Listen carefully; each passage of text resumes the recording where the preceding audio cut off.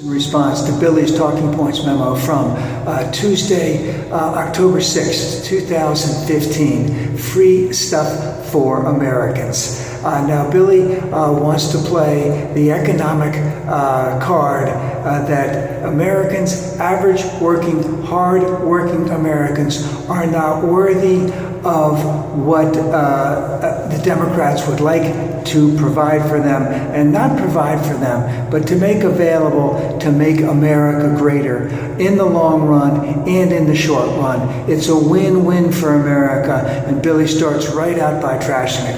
And remember, he's doing this strictly against Bernie and Hillary because he knows one of them will be the candidate and that he needs to start trashing them right away. Now, Billy goes in and talks about how there's that the types of things that the Democrats are doing, Hillary and Bernie, in terms of increasing Medicare, increasing Social Security, increasing family leave, increasing money for free tuition for college students, increasing the amount of money that we invest in infrastructure.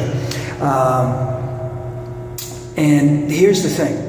He throws out all these numbers. And of course, you know, when he talks about Medicaid, he talks about an increase of $15 trillion over the next 10 years. Now, the question that I have is, well, Medicaid, just how much is it costing us now for the next 10 years? How much do we anticipate? And how much is the increase in Medicaid going to cost over that next 10 years? It's not 15 trillion. See, we know that Medicaid is already going to cost a certain amount. And how much more is it if we provided for more people? Same thing with Social Security, same thing with family leave, same thing with tuition, infrastructure. We know these things. We have to invest in them every year. We have to invest more now because we've been so deficient in our investment in all of these areas for the last 30 years. And here's the thing that I want to talk about the most about this. Billy says he's got the no-spin zone, and he talks about how Democrats want to give away free stuff for Americans. We have to invest in our infrastructure. We have to invest in our children and in terms of education. We had decided over 100 years ago that providing a free education for all Americans and up until the 12th grade was the right thing to do. It was a strong, positive, proactive message in the American people that we need good quality people to work at jobs, and we need to have them educated. Now, but what Billy is really saying here is that you're not worthy, that you are not worthy of free college tuition for 2 years at a community college.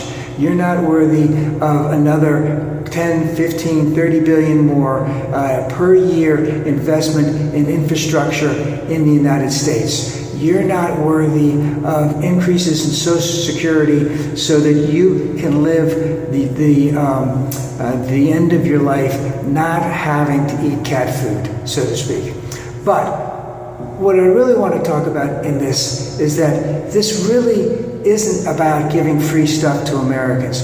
It's really about the fact that for the last 40 years, we have had steady increases in our productivity, but wages have been stagnant since then. And I remember my dad telling me this 20 years ago, that in the early 70s is when we started to see that wages were becoming stagnant, even though productivity was going up. It basically started in the Carter administration and accelerated greatly in the Reagan administration. Has been going on ever since. And remember when Obama took office, the Republicans had held the presidency for 12 of the previous 20 years and had done everything possible to screw Clinton, and they've done everything possible to screw Obama. So what we have here is a situation, and Billy has indicated he'd like to see,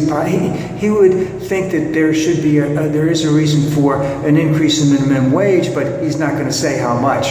And of course, he's saying he'd agree to it, but he's not saying saying how much, and he's not pushing for it at all. Now, here's the thing. Is when you're getting paid $7.75 an hour, you ain't making dick. You can't pay rent. What's rent? A couple $100 a month. What's food? What's electricity? What's water?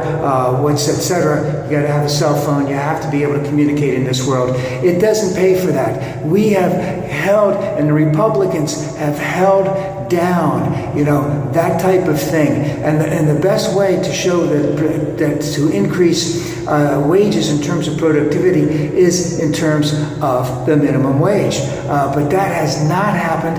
That has not happened at all. And again, it accelerated in the Reagan administration. So what we have is people who are doing as much work, more work than they were doing in the early 70s, and they're getting paid less than what they were getting paid in the early 70s, adjusted for inflation. And I think the figures came out that the average working person in the early 70s was making $53,000, and they're only making $50,000 now, or is it reversed? It's not, but it's such a nominal change, some nominal difference,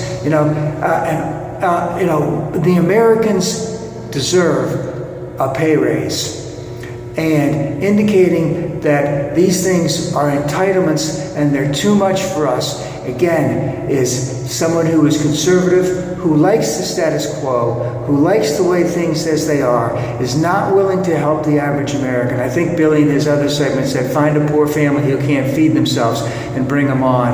And of course, he'll never bring them on. And of course, he contrasted that with Jeb, and Jeb talked about lifting people up. He talked about earned success, and he turned about, but no free stuff. Okay, and again, this is what the Republicans do.